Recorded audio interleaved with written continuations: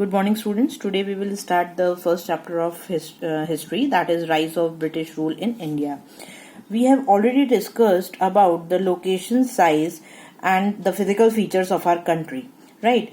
In geography, the two chapters which we have done, in those two chapters we have discussed the physical features and the location of our country. Now we will learn that why the various people from different countries wanted to come to our country and what was the speciality of our country that British wanted to come and they started ruling even, right? And what were the loopholes in the economic system of our country that allowed the Britishers to come and rule our country? What was the movement, means what was the phase, right? So all these things we will be learning in the given chapter. So from the beginning itself, we all know that India was a very rich heritage country, right? The heritage and culture of India was really rich, and India's position was incomparable, right, in the whole world due to its economical, cultural and religious inheritance, right? Like for trading purpose also India was located feasible condition, right? Then for if you see the religious point of view, the country has all the evidential proofs which gives you the clear thought that why we are performing any cultural activity. So due to the economic prosperity and cultural inheritance, people from different nations of the world came to India. Now because of this rich heritage and rich culture, everybody was so interested in coming to India. There was a lot of demand for Indian spices from the beginning, as we know that India most of the population depends upon the agricultural sector for their earnings, right? Like we produce muslin, silk cloth, spices, indigo, right? Muslin means the cotton cloth which we use, right? So these things were a lot in demand in the European countries, right? Trade between India and Europe was carried out through the land routes and sea routes. So when people wanted these things and they demanded these things, so these things were traded through land routes and sea routes. At the center, which country and was lying? These routes was Istanbul in Turkey. So the center of these routes was Istanbul in Turkey. It was a place. But after the conquest of Constantinople in 1453 AD by Turkish Muslims, the sea route through Constantinople, Istanbul was closed for the Europeans. There was a war happened and the Turkish Muslims won that battle and they closed the doors for the routes for Europeans. Since they could not do without the spices, the Europeans felt compelled to discover a new sea route. So an era of geographical discoveries began. So as they were feeling difficult without the spices, they wanted to find out the new sea routes. So this, as we all know, that need or requirement or demand gives a rise to inventions, right? So as they wanted to reach India, they discovered the new sea routes towards India. How? With an inspiration, encouragement and economic help from Portuguese king. Now who helped them? Portuguese king Prince Henry, right? Some brave people began efforts to discover new sea routes. The people who were finding the new sea routes towards India, the Portuguese king Prince Henry helped them, right? And many great men tried to discover sea route to India, namely Bartholomew Diaz, who discovered the Cape of Good Hope.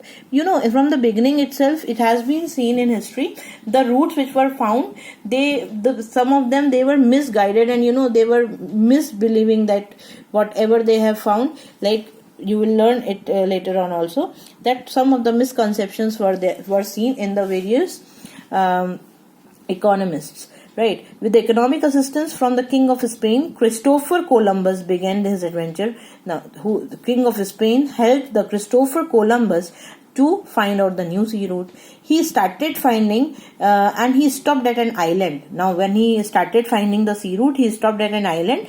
That island was called as West Indies. Right now, it is situated in the Atlantic Ocean. Columbus, who had believed throughout in his life that he had discovered a new sea route to India, had actually discovered a new land. He haven't find out any, just a route even, but he founded a land.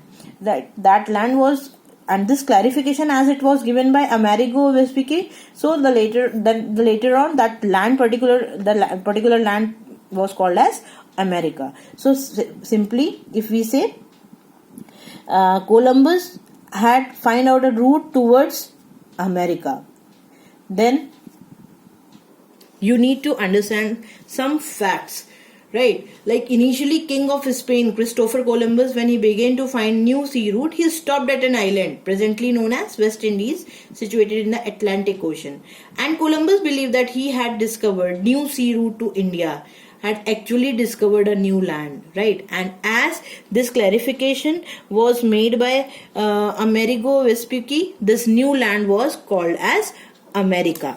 So it's very clear that Columbus founded the new land which was called as America.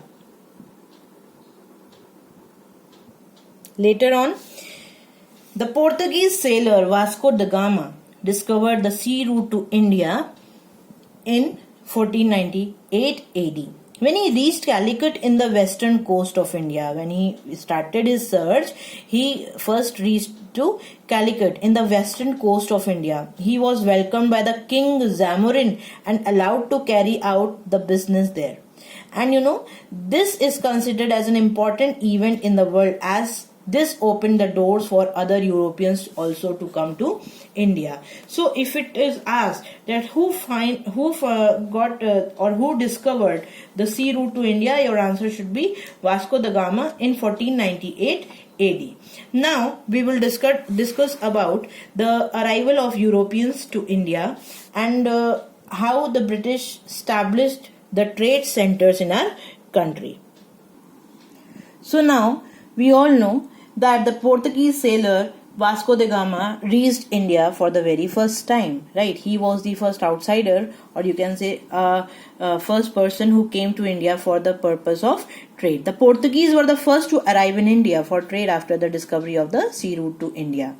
Now, within 100 years, the Portuguese took control over several territories like Diu, Daman, Goa, Cochin, Malacca, etc.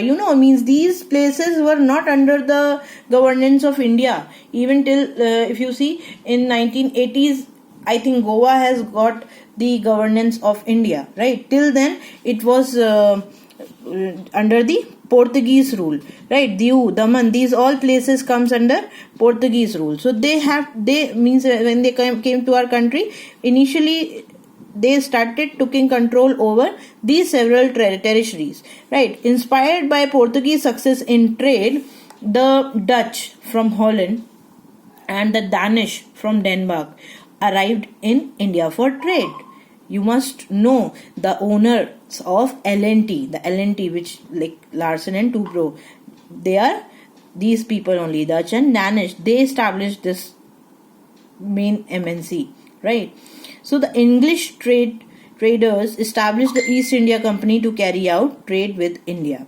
In 1600 AD, when Queen Elizabeth of England gave the permission to the East India Company to carry out trade with the eastern countries, the first step under the leadership of Captain William Hawkins arrived in Surat. See, means these were the places where Britishers started coming initially. Then later on they established their plants and industries, and they started working here. They started using the resources of our country and earning the profits and sending them to their countries, right? So from here the trade culture was introduced to our country. And now when Queen Elizabeth gave permission, they started trading. They started from Surat, but due to the dominance and opposition from Portuguese, they were not allowed to establish their trade there. But finally the East India Company got the permission from Mughal emperors. As we all know, that Mughal rule was always seen, if you see in early 19th century, if you see, the Mughal rulers were ruling our country, right? So like Jahangir, the British East India Company started trading under the permission of Jahangir. this Mughal emperor gave the permission to Britishers to rule. In Surat in 1613 AD initially, and the company established its trade centers in Surat, Bharuch and Ahmedabad. So that means Gujarat from the very starting has been a place where industries and trading centers have been established.